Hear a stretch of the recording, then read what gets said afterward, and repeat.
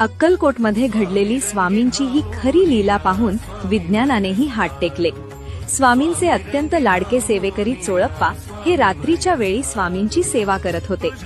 स्वामी गाढ झोपले होते आणि चोळप्पा त्यांचे पाय चेपत होते। अचानक अंधारातून एक काळा कुट्ट आणि विषारी नाग सळसळत आला आणि थेट चोळप्पांच्या पायाला विळखा घालून बसला। चोळप्पा घाबरले, पण स्वामींची झोप मोड होऊ नये म्हणून ते जागेवरच स्तब्ध राहिले।